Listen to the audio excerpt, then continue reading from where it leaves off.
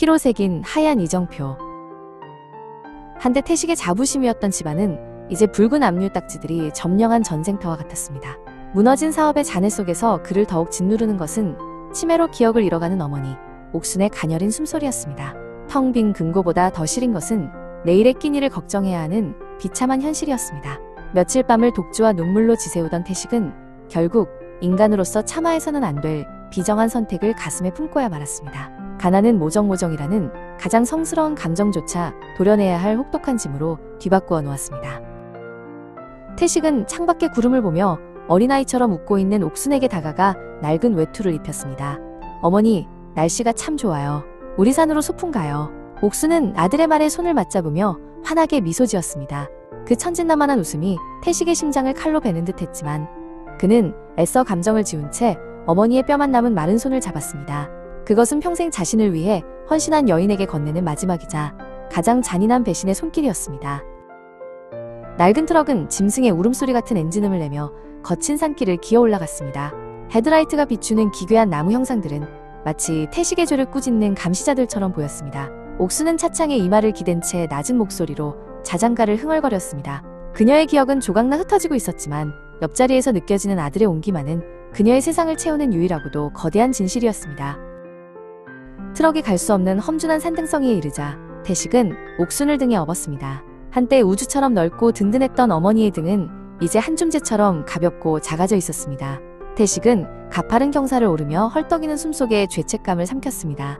등 뒤에서 전해지는 옥순의 미세한 심장박동이 태식의 등을 뜨겁게 달구었지만 그는 단 한 번도 뒤를 돌아보지 않은 채 더 깊고 차가운 숲의 어둠 속으로 발을 옮겼습니다. 태식이 절망만을 응시하며 길을 재촉하는 동안 옥순의 손은 쉴 새 없이 움직이고 있었습니다. 그녀는 아들의 어깨 너머로 손을 뻗어 길가에 늘어진 나뭇가지들을 꺾었습니다. 날카로운 가시에 찔려 손가락 끝에서 붉은 피가 배어나와 하얀 속살을 드러낸 나뭇가지에 스며들었지만 옥순은 고통조차 잊은 채 부러진 가지들을 바닥에 떨어뜨렸습니다. 정신은 안개 속에 갇혔어도 내 아들이 돌아가는 길을 잃으면 안 된다. 는 본능적인 모성만이 그녀의 찢긴 손을 움직이게 했습니다. 마침내 인적 없는 산마루, 서늘한 바위 위에 태식은 옥순을 내려놓았습니다. 어머니, 여기서 잠깐만 기다리세요. 제가 금방 맛있는 걸 구해올게요. 태식은 차마 눈을 맞추지 못한 채 거짓 약속을 남기고는 산 아래로 미친 듯이 달아나기 시작했습니다. 옥순은 멀어지는 아들의 뒷모습을 보며 나지막이 속삭였습니다. 그래, 우리 아들. 조심히 가거라. 길 잃지 말고. 그녀는 자신이 버려진다는 사실조차 아들을 향한 기도로 덮고 있었습니다. 숨을 몰아쉬며 산을 내려가던 태식의 발걸음이 갑자기 멈췄습니다. 어둠 속에서도 기괴할 정도로 선명하게 빛나는 하얀 물체들이 발치에 흩어져 있었습니다. 그것은 껍질이 벗겨져 하얀 속살을 드러낸 나뭇가지들이었습니다. 그리고 그 하얀 표면 위에는 검붉은 핏자국이 점점이 박혀 있었습니다. 태식은 심장이 멈추는 듯한 충격에 휩싸였습니다. 그것은 치매 노인이 길을 잃을까봐 남긴 흔적이 아니라 자신을 버린 자식이 어두운 산길에서 혹여 길을 잃을까봐 피 섞인 손으로 새겨놓은 사랑의 이정표였습니다. 어머니, 어머니. 태식은 피 묻은 나뭇가지를 주워들고 그 자리에 주저앉아 짐승처럼 울부짖었습니다. 자신의 비겁함과 잔인함이 이 하얀 가지보다 더 날카롭게 가슴을 찔러왔습니다. 정신이 온전치 못한 순간에도 오직 자식의 안위만을 걱정하며 손가락이 찢겨나가는 고통을 견뎌낸 어머니의 숭고한 사랑 앞에 태식은 처참히 무너져 내렸습니다. 그는 자신의 가슴을 지식이며 오열했습니다.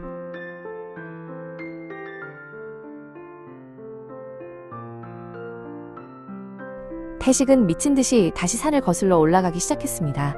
하얀 나뭇가지 위에 떨어진 어머니의 핏자국을 밟으며 자신의 죄를 씻어내듯 필사적으로 달렸습니다. 가시덩굴에 옷이 찢기고 살이 터져 피가 흘렀지만 아무런 고통도 느껴지지 않았습니다. 오직 차가운 바위 위에서 홀로 떨고 있을 어머니에게 닿아야 한다는 생각뿐이었습니다. 어머니, 제가 잘못했어요. 제발. 그의 처절한 비명이 밤의 숲을 찢어 놓았습니다. 다시 돌아온 산마루, 옥수는 서리를 맞으며 바위 위에서 파랗게 질린 채 떨고 있었습니다. 아들을 본 옥수는 원망 대신 피로 범벅이 된 손을 떨며 주머니에서 구겨진 사탕 하나를 꺼내 밀었습니다. 태식아, 많이 춥지? 이거 먹고 어서 내려가자. 길 잃을까봐 엄마가 다 표시해뒀어. 태식은 어머니의 피 묻은 손을 잡고 그녀의 무릎 아래 얼굴을 묻었습니다. 하얀 이정표 끝에는 버려진 노인이 아니라 자식의 모든 죄를 용서하는 거대한 사랑이 그를 기다리고 있었습니다.